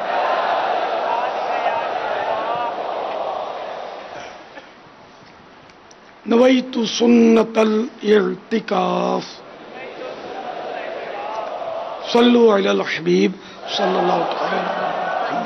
اللهم إنك عفو كريم تحب العفو فاعف عني اللہم انک عفو کریم تحب العفو فاعف عنی اللہم انک عفو کریم تحب العفو فاعف عنی اللہم اجرنی من النار اللہم اجرنی من النار اللہم اجرنی من النار صلو علی الحبیب صلی اللہ تعالی علی محمد۔ نماز کے تعلق سے دو ایک غلطیاں جو کی جاتی ہیں اس کا عرض کروں۔ یہ ایک تو یہ کہ جب نماز پڑھنے کے لیے کھڑے ہوتے ہیں تو بعض اوقات کوئی اعلان کرتا ہے کہ پائنچے اونچے کر لو، اور یوں پھر لوگ یوں پائنچے اونچے کرتے ہیں، تو یہ طریقہ درست نہیں ہے، غلط ہے۔ نماز میں پائنچے ٹخنے سے اونچے ہونے چاہیے، سنت یہی کہ ہر وقت مرد کے اونچے ہی ہونے چاہیے، عورت کے لیے مسئلہ نہیں ہے ٹخنے سے اونچے کا، صرف مرد کے لیے، اور ٹخنا اس کو بولتے ہیں، یہ ٹخنا ہے۔ یہ پائنچے جو ٹخنے سے اوپر ہونے، یہ ہر وقت مرد کے نماز کے علاوہ بھی مطلب سنت یہ ہے کہ اونچے ہوں، کہ جو کپڑا ٹخنے سے نیچے تکبر سے لٹکاتا ہے تو وہ آگ میں ہے۔ ایک حدیث شریف میں ایک شخص تکبر سے تہمت لٹکائے ہوئے جا رہا تھا، وہ زمین میں دھسا دیا گیا، اور قیامت تک اب وہ زمین میں دھستا رہے گا۔ تو اب نماز میں بھی اوپر ہونا چاہیے۔ نماز میں اگر یہ ٹخنوں سے نیچے ہے تو نماز مکروہ تحریمی ہوگی، اور تکبر سے نیچے رکھا ہوا ہے تو مکروہ، معاف کیجیے، اگر ٹخنوں سے نیچے یہ پاجامہ ہے یا شلوار ہے تو نماز مکروہ تنزیہی ہوگی، ناپسندیدہ۔ اور اگر تکبر سے لٹکایا ہے، نیچے کیا ہے ٹخنے سے، تو مکروہ تحریمی ہوگی۔ اور اگر یہ پائچے موڑیں گے نا تو یہ پائچے موڑنا نیچے سے یا اوپر سے یوں اڑسنا بولتے ہیں، جس کو گرسنا اڑسنا، یوں اڑستے جیسے یہ فولڈ کرتے ہیں، تو یوں اگر یہ پاجامے کو فولڈ کریں گے اندر سے تو یہ مکروہ تحریمی ہو جائے گی نماز۔ تو جو یہ اعلان کرتے ہیں کہ پائچے اڑس لو یا اوپر سے اڑس لو، تو یہ ان کی غلط فہمی ہے۔ یہ اس طرح کا اعلان کر کے خود گناہ گار ہوتے ہیں، کہ گناہ کا حکم کرتے ہیں کہ چلو بھائی گناہ کر لو، اڑس لو۔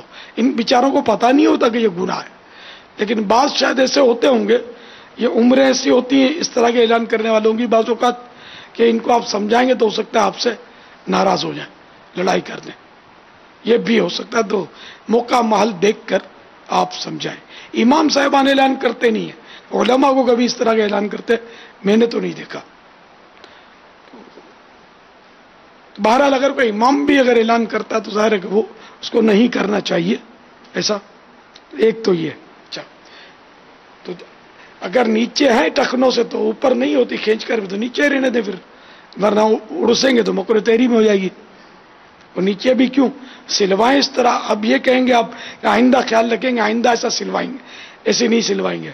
تو اللہ کے بندے اگر یہ آگے جو بٹن ہوتے نا آگے، یہ اگر پیٹھ کی طرف درزی نے کر دیے تو آپ کیا یہ کہیں گے کہ آئندہ ٹھیک ہے ہم خیال رکھیں گے، نیا سلوائیں گے تو بٹن آگے رکھوائیں گے، بلکہ وہ لباس آپ پہنیں گے ہی نہیں، اس کی ریپیئرنگ کروائیں گے، ظاہر ہے کہ صحیح کروائیں گے اس کو۔ تو اسی طرح پائچے نیچے جا رہے ہیں اور یہ سنت چھوٹ رہی ہے تو یہ بھی فوراً سے پیشتر اس کی بھی وہ ترکیب درزی سے کروا لینی چاہیے۔ چلو آج کل رمضان شریف میں رش ہوتا ہے درزیوں کے پاس، تو دوسرا کوئی نہ کوئی لباس ہوگا تو اس کی مطلب ترکیب کر لیں کہ جو ٹخنوں سے اوپر ہو، پھر موقع ملنے پر اس کو اونچا کروا لیں.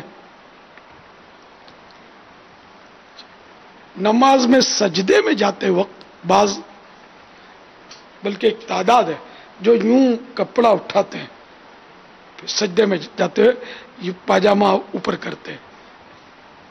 تو یہ اونچے کرنا اس طرح بہار شریعت میں لکھا ہے کہ نماز میں کپڑا آگے یا پیچھے سے اٹھانا یہ مکروہ تحریمی ہے، گناہ ہے، ناجائز و گناہ. تو کپڑوں کو یوں چھیڑنا نہیں چاہیے، بغیر چھیڑے سجدے میں جایا جائے. سجدہ ہو یا اس کے علاوہ ہو، کپڑے آگے یا پیچھے سے اٹھانا مکروہ تحریمی ہے. اچھا، ایک تعداد کی عادت ہوتی ہے کہ جب یہ دو سجدوں کے درمیان بیٹھتے ہیں تو اس وقت بھی کپڑا چھیڑتے ہیں. اب خدا جانے اس کا حکم کیا ہے، میں نے نوٹ کیا بلا ضرورت عادت ہوتی ہے، جس کو منع کرتا ہوں نا تو وہ کبھی رک بھی جاتا ہے، لیکن عادت ہوتی ہے اس لیے وہ کرتا رہتا ہے. تو کیا کرتے ہیں، جیسے اب میں سجدے کے بعد میں بیٹھا ہوں، التحیات کے لیے بیٹھا یا دو سجدوں کے درمیان جلسہ کہلاتا ہے اس میں بیٹھا، تو وہ یوں کر کے یوں کرتا یوں کریں گے، کبھی ایک طرف کریں گے کبھی دو طرف کریں گے. آپ بھی غور کریں گے، آپ تو کہیں نہیں کرتے ایسا، دو طرف نہیں کریں گے تو ایک طرف زیادہ تر کرتے ہیں. یعنی کئی نوٹ کیا میں نے، اور بعضوں کا کئی بار بولنا پڑتا ہے، یعنی سیریس نہیں لیتے. اگر کوئی بندہ سیریس لینا تو ایک ہی بار سمجھانا اس کو کافی ہو سکتا ہے. اب دنیا بھی نقصان بتائے نا کہ دیکھو یار اس دکاندار سے مال نہیں لینا، چیٹر ہے، میرے اتنے پیسے کھا گیا یہ، اور مال بھی یہ بالکل بوگس اور نقلی دیتا ہے. میں نہیں سمجھتا کہ ایک بار سمجھانا آپ کے لیے کافی نہ ہو. آپ ایک بار بھی اس کے بعد نہیں جائیں گے، ایک بار سمجھا دیا کافی ہے. آپ اس کی دکان کے قریب بھی نہیں جائیں گے. کیوں؟ آپ نے سیریس لیا کہ آپ کی دنیا کا نقصان ہے. لیکن جہاں آخرت کا نقصان ہوتا ہے تو وہاں ہم لوگ سیریس لیتے ہی نہیں. 100 مرتبہ سمجھاؤ تب بھی ہم سے وہی غلطی ہو جاتی ہے. تو ان کو بھی سیریس لیا جائے. تو بہرحال یہ یوں اٹھاتے ضرور ہیں، تو اس کی عادت نکالنی ہے. اچھا، سجدے میں اٹھتے وقت یہ میرا خیال ہے مجھے کھڑے کھڑے بتانا چاہیے، اس میں آسانی رہے گی. مگر وہ پھر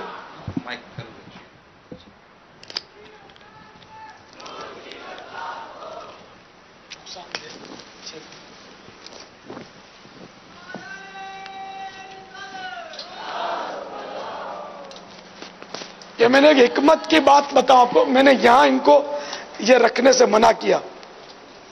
تو جو اس طرح بھائی موبائل فون رکھتے ہیں نا، یہاں یہ ذہن میں رکھیں کہ یہ بہرحال کہا یہی جاتا ہے کہ اس کے کچھ ریز نکلتی ہے جو دل کے لیے نقصان دہ. تو یہاں رکھنا یہ رسکی ہوتا ہے. یہ بھی موبائل فون بھی ایک تعداد ہے جو رکھتی ہے، تو یہاں نہ رکھا کرے، یہاں رکھا کرے. نقصان دہ تو یہاں بھی ہے، بلکہ خود موبائل فون نقصان دہ. کبھی یہ بھی پھٹ جاتا ہے، کم ہوتا ہے لیکن ایسے واقعات ہوئے کہ یہ پھٹ جاتا ہے. ایک بار ہم کو کسی ملک سے ایک آیا تھا، وہ اس کی باقاعدہ مووی آئی تھی، اس میں بندہ بالکل کٹا پھٹا ہوا تھا لیکن وہ بڑا جاندار تھا. وہ جاگ رہا تھا، ہوش میں تھا، اس کا دل بھی کٹا ہوا نظر آ رہا تھا جو ہل رہا تھا. تو بتا یہ کہ یہ موبائل فون اس کا بیچارے کا پھٹ گیا تھا، جس کی وجہ سے اس کا بدن پھٹ گیا تھا. اب خدا جانے زندہ ہے یا نہیں ہے. تو یہ ہے رسکی. گرم ہو جائے نا جب موبائل فون تو پھر اس کو استعمال نہ کیا جائے، ٹھنڈا ہونے دیا جائے. اور بیٹری وغیرہ اس کی اچھی کمپنی کی ہو. کمزور کمپنیوں کا بعض اوقات یہ کمزور میٹیریل ہوتا ہے، کہتے ہیں یہ بھی بعض اوقات یعنی کہ یہ بلاسٹ ہو جاتا ہے. اللہ تعالی ہم سب کی حفاظت کرے. تو میں عرض کر رہا تھا کہ جیسے نماز میں سجدے میں جاتے ہوئے یوں اٹھاتے ہیں اور سجدے میں جاتے ہیں، تو یہ اٹھانا मकरूह तहरीमी है, नाजायज़ गुनाह। इस तरह यानी नमाज सजदे में जाते हुए इस तरह बाद लोग उठाते हैं और फिर ये जाते हैं सजदे में, तो ये कपड़ा आगे या पीछे से उठाना मकरूह तहरीमी। अच्छा, या फिर ये यूं करते हैं, ये पिछला यूं सेट करते हैं, ये आदत होती है, जरूरत नहीं होती। रुकू से उठेंगे फिर ये यूं करेंगे, ये भी गलत। अच्छा, या एक से थोड़ा सा यूं खींचेंगे जरूर। तो अगर कहीं ये बदन में अटक जाता है, फंस जाता है, और उसको सेट करने के लिए अगर करते हैं तो हरज नहीं है, बिला जरूरत करते हैं तो हरज है, ये ख्याल रखिए। और वो जो आपको अत्तहियात वगैरह बैठकर यूं करते हैं, ये भी आपको मैंने अर्ज किया। तो अपनी नमाज का जायजा लें, आप इस पर गौर करें कि इस तरह की गलतियां कहीं आप तो नहीं करते।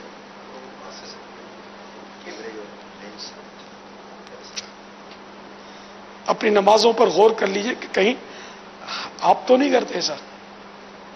फिर ये कि ये उंगलियां जो है ना पांव की, पंजे की, ये यूं हिलाते रहते हैं,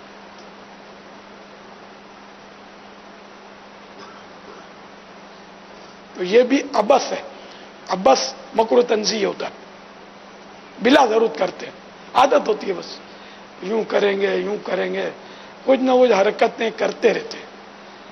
या झूमेंगे नमाज में, ये झूमना भी मकरूह तंज़ीही यानी नापसंदीदा है। नमाज में झूमते हैं, खासकर तरावी में तिलावत सुनकर मस्त हो जाते हैं ये सब। हाँ, अपने तौर पर अलग से बैठ के जो तिलावत करते हैं ना, उसमें झूमना चाहिए।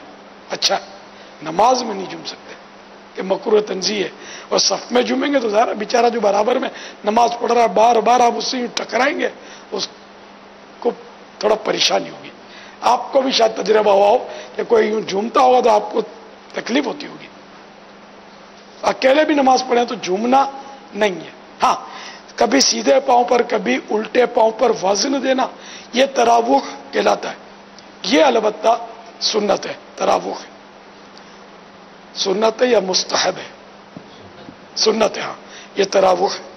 कभी देखो यानी यूं नहीं बिल्कुल अब यूं हो जाए और लोग तमाशा बनाए आपका, बल्कि जैसे अब मैं खड़ा हूं, मैं कभी सीधे पांव पर वजन दूंगा, उल्टे पांव पर वजन दूंगा, शायद आपको कम ही समझ आएगी कि मेरे किस पांव पर वजन है।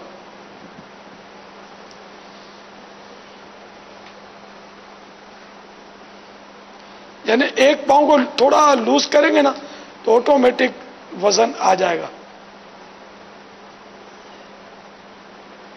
अब बताइए मेरे किस पांव पर वजन है?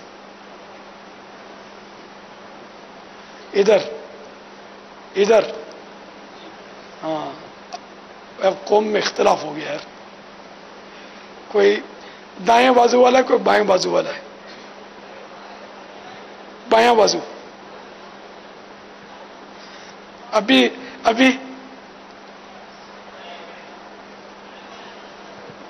न दाया ना बायां, अभी बिल्कुल मैं दोनों पांव पे वजन देके खड़ा हूं। जब उस वक्त आप दाया बायां कर रहे थे तब मेरा लेफ्ट की तरफ वजन था। लेफ्ट वालों का जवाब दुरुस्त है, तो दुरुस्त था। तो ये सुन्नत तरावुह है। और मुस्तहब सजदे में ये कि सजदे में जाते हुए सीधे पांव पर वजन हो और उठते वक्त उल्टे पांव पर वजन दिया जाए। यानी कि ऐसा नहीं कि लोगों के लिए तमाशा बने। अब आदत डालेंगे तो किसी को पता भी नहीं चलेगा इंशाअल्लाह, और ये वजन का मुस्तहब भी अदा हो जाएगा। सजदे में जाते हुए राइट सीधे पांव पर वजन देना है, और सजदे से उठते वक्त उल्टे पांव पर वजन देना है, लेफ्ट पर। ये याद कर लेना है इंशाअल्लाह अज़्ज़ा वजल।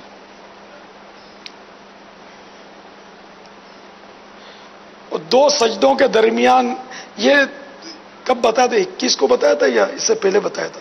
ये सजदों का और जलसों का आने के बाद 21 को। अच्छा, मोतकिफिन ये 10 दिन वाले भी आ चुके थे अल्हम्दुलिल्लाह 21 को। हाँ हाँ, اچھا، اب وضو کا تو یہاں ماشاءاللہ سب دکھا دیا گیا، وہ تاثرات سے پتہ چلا مجھے،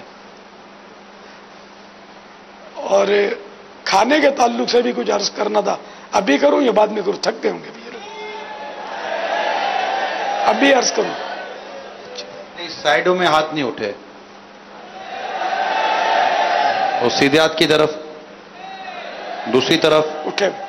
اچھا اٹھے ہوئے نہیں، چلیں۔ یہ جذبہ ہے، اللہ آپ کے جذبے کو قبول کرے، ماشاءاللہ۔ کھانے میں بسم اللہ صلی اللہ علیہ وسلم، بسم اللہ۔ انہیں کوئی بعض باتیں بتاؤں گا، سب کھانے میں یہ ہے کہ دعائیں تو پڑھی جاتی ہیں، ہے نا، اس کے علاوہ سیدھا لقمہ، پہلا لقمہ لینے سے پہلے یہ عادت بنائی جائے، بھول جائیں گے آپ، بار بار بھول جائیں گے، ذہن بنائیں گے نا، نیت کریں گے کہ میں نے یہ کرنا ہے، تو انشاءاللہ آہستہ آہستہ عادت بنے گی۔ اچھا، پہلے تو کھانے کی نیتیں ضروری ہیں، یہ ایک تعداد ہے جو نیتیں بھول جاتی ہوگی، پہلے ساری نیتیں یاد نہیں رہتی، تو کم از کم اتنی نیت تو کر لیں کہ میں عبادت پر قوت حاصل کرنے کے لیے کھا رہا ہوں، اور کم از کم اتنی نیت کر لیں، تو اس سے یہ کھانا جو ہے نا، یہ سارا کھانا آپ کا کار ثواب ہو جائے گا، اور قیامت کے حساب سے بچ جائیں گے، ورنہ اگر نیت نہیں کریں گے تب بھی کھانا تو حلال ہے، قیامت کے دن اس کا حساب دینا پڑے گا، اور حساب کوئی دے نہیں سکتا، اللہ تعالیٰ ہم کو بے حساب بخشے، تو کم از کم اتنی نیت کہ عبادت پر قوت یا عبادت پر طاقت حاصل کرنے کے لیے کھا رہا ہوں۔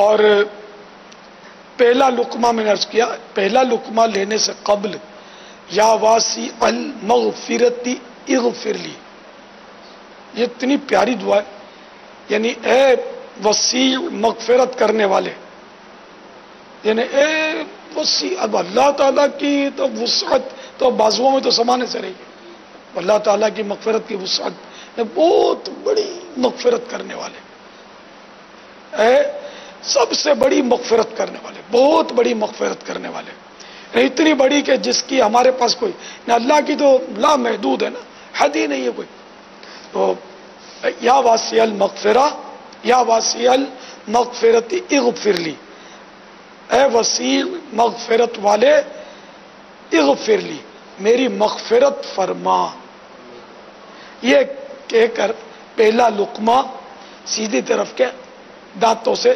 چبائیں، سنت کی نیت سے، یہ ذہن بنا لیں، انشاءاللہ آہستہ آہستہ ذہن بن جائے گا تو عادت ہو جائے گی، ذہن نہیں بنے گا، سیریس نہیں لیں گے تو پھر بھول جائیں گے، پھر عادت نہیں ہوتی، تو نیت کرتے رہیں گے تو عادت ہو جائے گی، میں یہ کروں گا، یہ کروں گا، پہلے لقمے سے پہلے یہ پڑھوں گا، پہلا لقمہ اتباع سنت میں سیدھے طرف کے دانتوں سے چباؤں گا، میں نیت کرواتا ہوں، کبھی بھول بھی جاتا ہوں جب نیتیں کرواتا ہوں تو، لیکن نیتوں کا اتنا فقدان ہے نیتیں کروانے کا کہ الامان والحفیظ، یعنی نیتیں اس طرح بھائی کرواتے بھی ہیں تو وہ بھی صحیح معنوں میں کروا نہیں پاتے، عام طور پہ یہی حالت ہے، اس کا ہے افسوس، نہ میری غیر حاضری میں جو نیتیں کرواتے نا، بیچ میں حاجی امی نے بولا کہ یار تم نیتیں کرواؤ، یہ پتا نہیں کیا کیا بولتے ہوتے میری غیر حاضری میں، یہ میری ہے نہیں، بالکل جو خاص عیسائی بھائی جمع ہوتے نا، نیتیں کروانے والوں کا ٹھکانہ ہوتا نہیں ہے، افسوس میرے کو ہے، انہیں سیریس لیتے ہی نہیں ہے، لکھ کر دیا ہے، کارڈ چھپا ہوا ہے، لیکن نیتیں کروانا ہی نہیں آئی، تو نیت کرتے ہوں گے پتہ نہیں کیا، خدا بہتر جانے، تو یہ میرے پیارے پیارے سائیں بھائیوں، چلو یہ بات یاد آ گئی، میں نے بول دی، تو ذمہ داران پہ اور خاص کر جن کو نیتیں کروانی ہوتی ہیں رٹیں اس کو، یعنی میں جو نیتیں کرواتا ہوں اس کی مطلب وہ ریکارڈنگ کوئی صورت ہو جائے کہ آپ کے پاس ہو، اس ریکارڈنگ کو سن سن کر آپ رٹ لیں، آپ کو فائدہ ہو جائے گا، जब हम खुद नियतें करेंगे ना अपने घर पे या कहीं खाने में बैठते हुए, कहीं हमारे जिम्मेदारान की तरकीब होती है और वो नियतें अगर करवाते रहेंगे तो मेरा ख्याल है चंद दिनों की बात है, क्योंकि 2-3 टाइम तो वैसे खाना होता ही है, तो रोज की 2-3 टाइम खाना नहीं, दो टाइम का तो अब आजकल भी 4 से 5 टाइम खाते होंगे रात में। तो ये तो नियतों की दोहराई भी फिर इतने टाइम को हो जाती होगी नहीं। अल्लाह करे हो जाया करे। पापा अगर फिक्र मदीना अगर होगी ना रोजाना, काश, तो सबसे पहला मादन इनाम ही यही है, नियतों वाला। सर नियत में फायदा बहुत है ना, कि नियत पर सवाब मिलता है, तो शैतान नियत करने नहीं देता, आलस सुस्ती करा देता। हालांकि कोई इसके लिए कोई लंबे चौड़े कोई वजन नहीं उठाने पड़ते, थोड़ा जहन बनाने की जरूरत है, सीरियस होने की जरूरत है। लेकिन आपको ये पता है पापा कि नियतों का याद होना और नियतें करवाना और नियतें जहन में आना और वक्त पर नियत हो जाना, ये अमल है कैसा मुश्किल, बुनियादी अमल है और इसमें बड़ी रुकावट है। बुजुर्गों का कौल है ना कि हमारा पीठ पर कोड़े खाना आसान है, पीठ पे कोड़े तो हम खा लेंगे, नियत करना मुश्किल है। ये अब भूल ही जाते हैं, याद आती नहीं।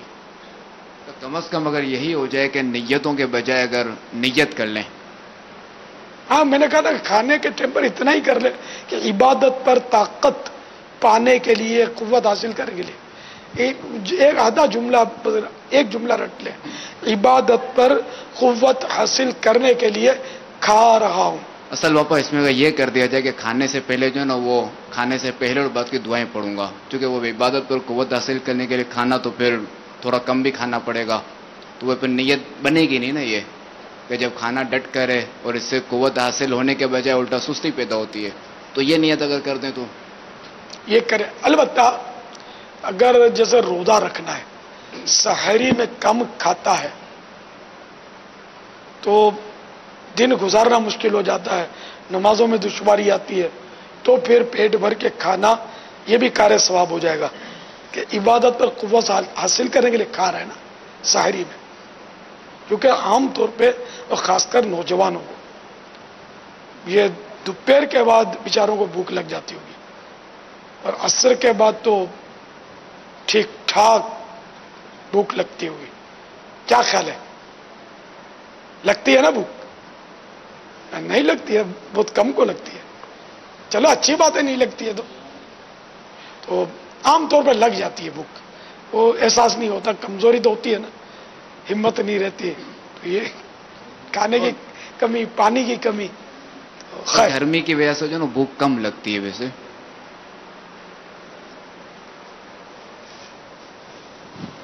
एसी में पड़े पड़े भूख हो सकता है कम लगती हो, मेरे को तो ऐसी लगती है कभी कभी असर के बाद तो। हाँ यार, उसी अपना अपना होता है, बाकी लगने वाले को तो लगती है ठीक ठाक, रोज नहीं लगती, मतलब कभी कभी लगती है मुझे, नहीं यूं लगती है कि भूख लगी है, महसूस होती है शाम के खासकर, कभी दोपहर को भी। मगरिब के बाद का जो हमारा सिलसिला होता है ना फौरन, उसके लिए जब हमने मुशावरत की थी ना कि कौन कौन साथ रहेगा, तो उसमें भी कोई इतना साथ देने के लिए तैयार नहीं हुआ था फौरन मगरिब के बाद। तो यूं होता है कि फौरन खाने की तलब होती है, और हमारे चूँकि पानी से उमूमन इफ्तार किया जाता है तो तलब तो होती होगी, तो ये खैर शायद हया की वजह से इन्होंने हाथ नहीं उठाए होंगे, हो सकता है, वल्लाह वालो। ये समझे में कोई आटी है, हो सकता है, समझे। मैंने संजीदगी से अर्ज किया था। खैर अल्लाह ताला हमें बर्दाश्त नसीब फरमाए। भूख लगे ये भी तो अच्छा है ना, तो रोजे का पता तो चले, मगर इबादत में, नमाजों में और इसमें कमजोरी और कमी नहीं आनी चाहिए। अल्लाह करे कि नमाजें बिल्कुल मुकम्मल हमारी तरकीब से होती रहे। अच्छा, तो और ये कि खाने में जिससे अब मिलके यहाँ तो खा रहे हैं, तो थोड़ी हिर्स को रोकना होगा और ईसार का जज्बा रखना होगा। अच्छी बोटी है, उम्दा कोई आलू है, तो ये अपने इस्लामी भाइयों के लिए अगर तर्क कर देंगे कि मेरे बदले पहले कोई मेरा भाई खा ले, तो इसका भी इंशाअल्लाह सवाब मिलेगा इंशाअल्लाह। अच्छा, अब पिछले दिनों मैंने एक मंजर देखा, मुझे मजा आया यार, कि मेरे करीब जो थाल था उसमें थोड़ा शोरबा और तेल, जिसको मैं बरसों से समझाता हूं, लेकिन अब बड़ा काम है, समझ नहीं पाते बेचारे, या अनगढ़ को देख सौंप देते हैं बेचारे। तो शादियों में तो ऐसा नहीं होता, لیکن یہاں ہوتا ہے یہ. تو وہ ایک ٹانگ کی بوٹی تھی اور تیل اور شوربہ تھوڑا بہت تھا, اور تھال میں جو اسنیہ بھائی کھا رہے تھے وہ اللہ کے نیک بندے لگ رہے تھے. نگاہیں بھی بیچاروں کی نیچی تھی, ایک بوٹی تھی, کوئی بھی نہیں کھا رہا تھا. اچھا, اس کے برابر 10 بوٹیاں تھیں جو نوٹس لینے کی بات ہے. میں بار بار بولتا نہیں, بول کے میں بھی تک گیا کہ یہ مانتے ہی نہیں ہے. میں نے کہا کہ یار کرائے کے لیا یار, جو اسلامی بھائیوں کو کوئی سلیقے کا نکال کر ترکیب سے دیں, لیکن بہرحال اور ہے جو کچھ, انشاءاللہ یہ دن بھی گزر جائیں گے. اچھا, ایک ہی تھی, یہ کوئی بھی نہیں کھا رہا تھا. میں ان کا بس نظارہ کر رہا تھا اور دل میں خوش ہو رہا تھا کہ یار لگتا ہے کہ یہ اشار کر رہے ہیں کہ میرا یہ بھائی کھا لے, میرا وہ بھائی کھا لے, اور سبھی شاید یہ اشار کر رہے ہوں گے, کوئی بھی نہیں کھا رہا تھا. اچھا, آخر کار بہت دیر کے بعد میں نے یہ منظر دیکھا کہ ایک نے ہاتھ بڑھایا بوٹی کی طرف, اپنی ذات کے لیے نہیں. اس نے اس کو نوچا گیا, نوچ کے اس کے ٹکڑے ٹکڑے ٹکڑے کر دیے. پھر ان لوگوں نے مل کے کھا لیا, سب نے تھوڑا تھوڑا لے کر. ان بیچاروں کو دوبارہ کسی نے آ کر بوٹیاں نہیں دی. ایک کی بوٹی پر ان سب نے گزارا کیا. نہ برابر والوں کو ترس آیا کہ یار اپنی کو بوٹیاں ڈال دیتے. سب دینے کو حال مست, مال مست, تھال مست لگے ہوتے ہیں. یا شیخ اپنی اپنی دیکھ. اطراف کا خیال رکھنا چاہیے, پڑوسیوں کا بھی.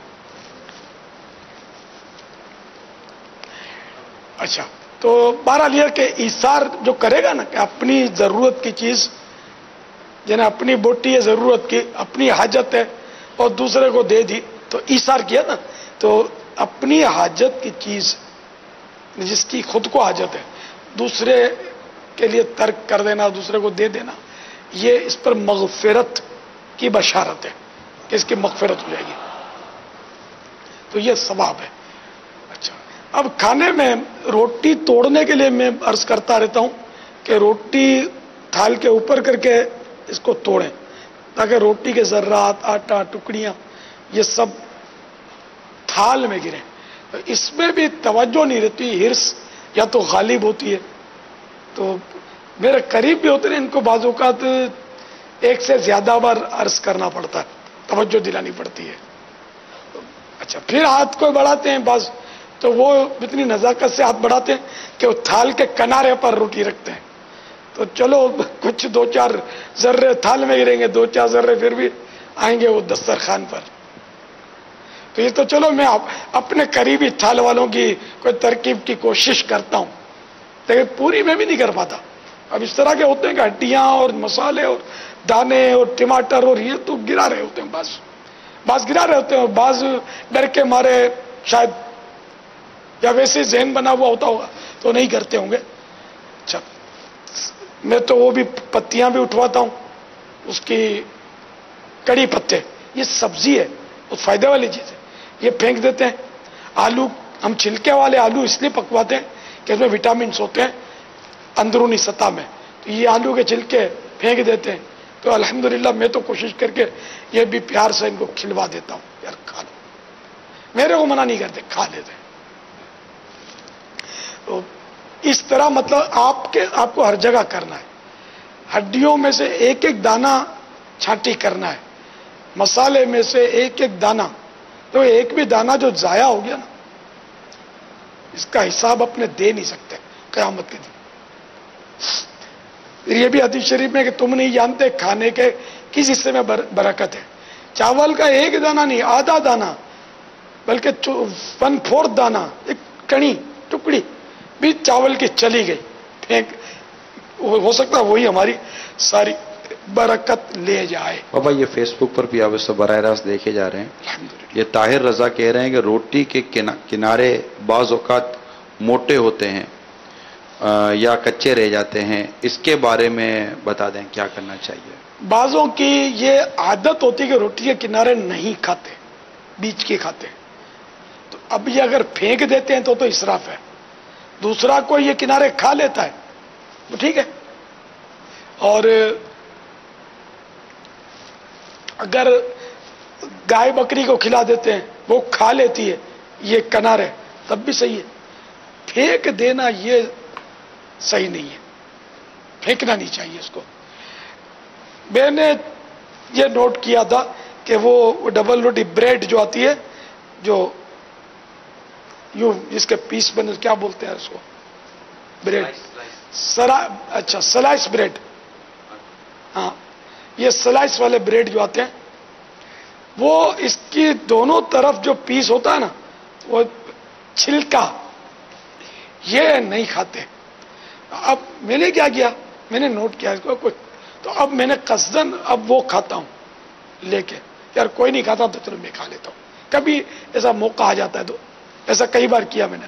تو اب میرے قرب و جوار والوں کا ذہن بن گیا اب وہ بھی الحمدللہ اس کو کھا لیتے ورنہ بچ کر یہی رہتا ہے یہ کس نے کھانا ہے. یار یہ بھی غذا ہے اس کو پھینکنے کی تھوڑی شرعن اجازت ملے گی. ہاں کسی یہ مرغی بکری کو کھلا دیا تو جائز ہے مگر اپنا ذاتی یہ دیگ میں سے یا یہ یہاں سے تندور میں سے روٹیاں اٹھا اٹھا کر گرما گرما بولیں گے میں گائے کو کھلا کے آتا ہوں. نہیں بھائی ادھر رہنے دو اپنے جیب میں پیسے ڈالو. اتنی گائے سے ہمدردی ہے تندور سے جا کر ہوٹل سے خریدو کھلاؤ کون منع کرتا ہے. یہ تو ظاہر ان پیسوں کا حکم تو الگ ہے کہ یہ تو لنگر رضوی ہے جو جانوروں کے لیے نہیں کر رہے ہم انسانوں کو کھلانے کے لیے کر رہے ہیں آپ لوگوں کے لیے کر رہے ہیں. یہ کہہ رہے ہیں کہ اگر روٹی بڑھ جائے تو کیا مچھلیوں کو پانی میں پھینک دیں وہ روٹیاں. اب تو یار مچھلیاں بھی روٹی نہیں کھاتی. دل کو منانے کے لیے مچھلی کو ڈال دیں تو یہ بہہ کر پگھل کر آگے پیچھے ہو جائے گی روٹی. مچھلیاں روٹی یعنی اس کا تجربہ ہو سکتا ہے کسی کو آپ روٹی کانٹے میں لگا کر آپ سمندر میں ڈالیں مچھلی نہیں کھائے گی مچھلی اس میں پھنسے گی نہیں. کسی کو تجربہ ہے اس کا روٹی ڈال کر تجربہ ہے آئے نا مچھلی اس کو نہیں کھاتی نا. تو اب یہ کہ روٹیاں دریا میں کیا کریں گی سوائے پگھلنے کے اور بہنے کے.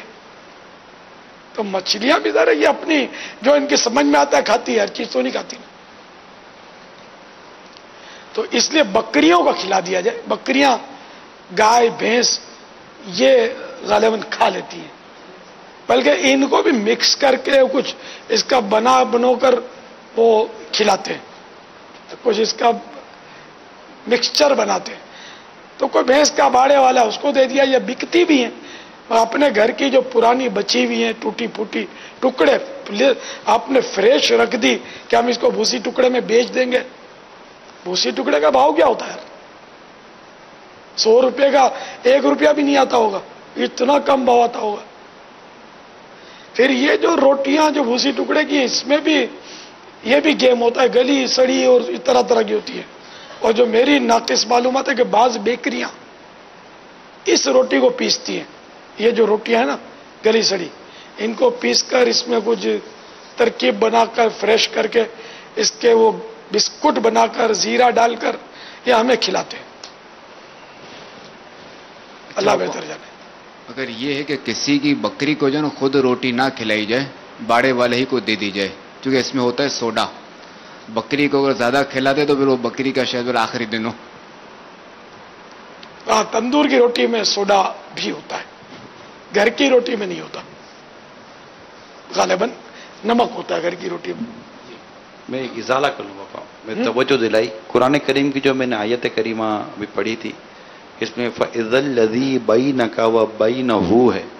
میں نے فَإِذَا الَّذِي بَيْنَكَ وَبَيْنَهُمْ پڑھا تو اصل ہے فَإِذَا الَّذِي بَيْنَكَ وَبَيْنَهُ. ماشاءاللہ. اچھا روٹیوں کے جو آپ 4 پیس کرتے ہیں 4 ٹکڑے کرنے چاہیے. اور یہ دیکھ لیا کریں کہ بعض اوقات یہ بھی ہوتا ہوگا کہ برابر میں ٹکڑے تشریف فرما ہوتے ہوں گے روٹیوں کے اور آپ بھی کر دیتے ہوں گے پھر یہ ٹکڑے ٹکڑے ٹکڑے بچ جاتے ہوں گے. تو اگر پڑوس میں ٹکڑے ہیں تو وہ ٹکڑے لے لیا کریں. تو جتنے ٹکڑے جلدی کھا لیں گے نا تو روٹیاں فریش رہیں گی ثابت رہیں گی. پاپا یہ زاہد حسین بلوچ ہیں کہہ رہے ہیں کہ پیارے باپا اگر ہری مرچیاں ہوں اور ایسیڈیٹی ہو تو ان کا کیا کیا جائے؟ تو ہری مرچ سے ایسیڈیٹی ہوتی ہے؟ پتہ نہیں بابا. ایسیڈیٹی یہ اپنے گھی تیل اور خصوصاً وہ گھی ویجیٹیبل اب لوگوں کی پسند ہوتی ہے. آج کل ہمارے یہاں بھی گھی کی تربتر لگتی ہے میرے کو بریانی وغیرہ. کلینک میں ہو سکتا ہے دواؤں کا اسٹاک بڑھا دیا گیا ہو, یہ آج کل بڑھ گیا. میں پہلے تو سمجھاتا رہا ہوں آدھا کرو یہ کرو, لیکن اب کیا کروں میں, کس کس کو سمجھاؤں, کون مانتے نہیں. مطلب پکانے والے شاید ہو سکتا ہے کہ نہ مانتے ہو. ہمارا کیونکہ پکانے والوں کا پھر یہ اسٹینڈرڈ خراب ہو جاتا ہے. یہ سمجھیں گے کہ یار, یہ بولیں گے کہ یار پکانا نہیں آتا اس کو, اس لیے ہو سکتا ہے یہ مطالبہ کرتے ہوں گے. اور مجلس اور یہ جو ہوتی ہے یہ تھوڑی مدنی مذاکرے میں بیٹھ کر سنتے ہیں جو ان کا ذہن بنے. عام طور پہ جو کام کرتے ہوتے ہیں بیچارے خدمت کرتے ہوتے ہیں آپ کی, لیکن وہ سنتے نہیں ہوتے. تو یوں آج کل میں نے دیکھا وہ گھی بڑھ گیا, یار بیچارے بیمار ہو جائیں گے, یہ کھا کے بیٹھ جاتے ہیں. باہر تو ابھی چلو موومنٹ ہوتی ہے, آدمی بھاگ دوڑ کرتا ہے, کچھ نہ کچھ کرتا ہے. یہاں تو یہ کھایا اور پھسکا پڑے, اب بیٹے اب پیٹ میں جاؤ, اب سو جائیں گے. اب پھر پیٹ پکڑ کے پھر کئی, اب بھی 2 ہی دن ہوئے, ہو سکتا ہے اگلے دنوں میں تڑپنا شروع کرے. پیٹ کا درد اور موشن اور خدا جانے الٹیاں اور کیا کیا ہو جاتی ہے, بخار میں تپ رہے ہوتے ہیں. تو اس لیے آپ کم کھائیں. اب اللہ کرے میری آواز پہنچ جائے جن کو پہنچانی چاہیے تھی, تو وہ کچھ رحم کرے آپ کے حال پر تو ٹھیک ہے, ورنہ پھر نصیب ہمارے. آپ تھوڑا کھائیں, میں نہیں کھا رہا ہے بالکل, میں تھوڑا سا اکا دکا لقمہ لے لیتا ہوں. ہماری اپنی ترکیب ہوتی ہے, آپ کو شاید بھائے گا بھی نہیں ہمارا کھانا. تو بیٹھنا ہے گھنٹوں تک, اچھا کام کرنا ہے, نمازیں پڑھنی ہے. اب 70 برس کی عمر ہونے لگی, اب میں آپ کی طرح وہ ویجیٹیبل گھی کی بریانیاں کھاؤں گا تو پھر اب ڈھونڈنے کا نکلیں گے میرے کو. اللہ ہم سب کو محفوظ رکھے اور اپنی جان کی فکر کرنے کا جذبہ دے. سادہ کھائیں گے, کم تیل گھی والا, کم مسالے والا, آپ تندرست رہیں گے. تندرست رہنا عبادت کے لیے یار, نہیں تو ہمیں لڑائیاں تھوڑی کرنی ہے باڈی بلڈنگ کر کے. ہمیں مطلب لڑائی کرنی ہے, نفس سے لڑائی کرنی ہے, شیطان سے لڑنا اور عبادت کرنی ہے اللہ کی. تو عبادت پر قوت حاصل کرنے کے لیے یہاں سے جانے کے بعد بھی آپ جتنا احتیاط کرو گے نا, پراٹھے پیزے اور یہ نہیں یار ان چکروں میں پڑو. ٹھنڈی بوتلیں شم کر کے وہ 2-2 3-3 4-4 یہ پیسے والے ہیں نا, یہ پی جاتے ہوں گے.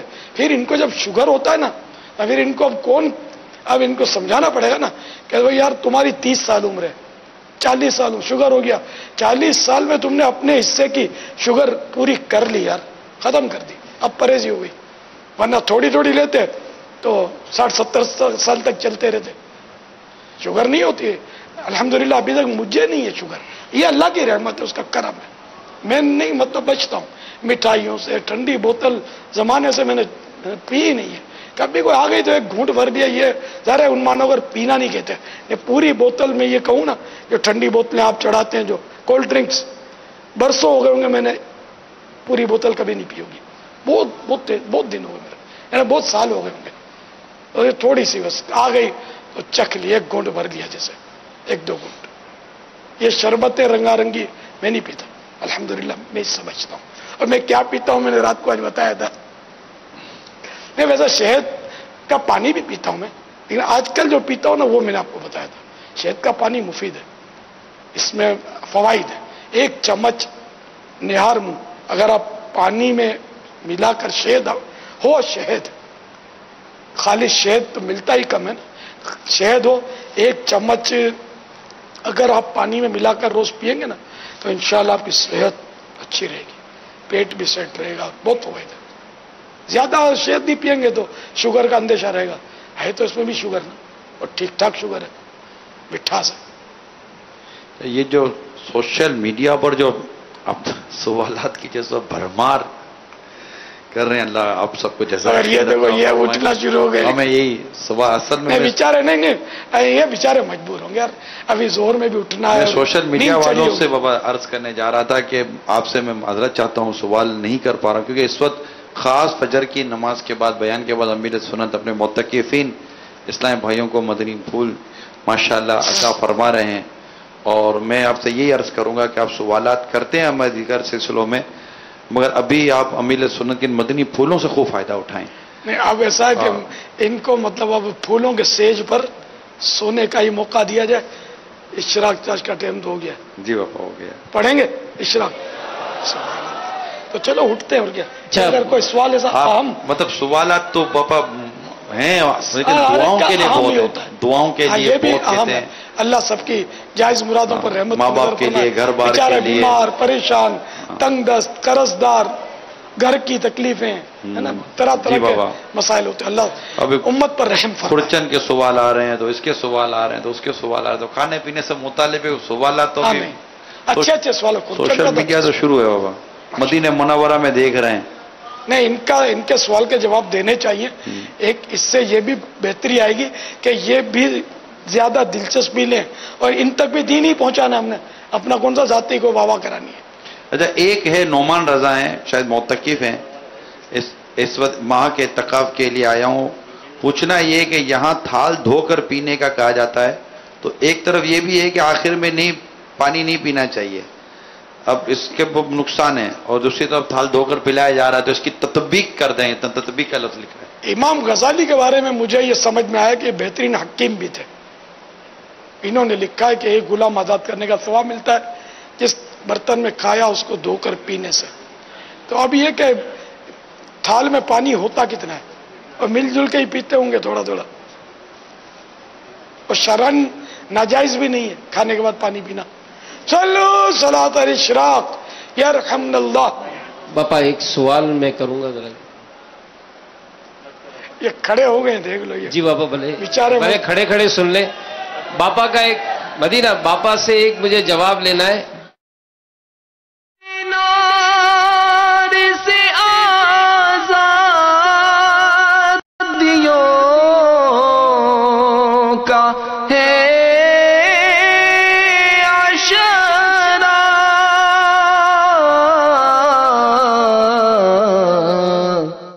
حدیث پاک بندہ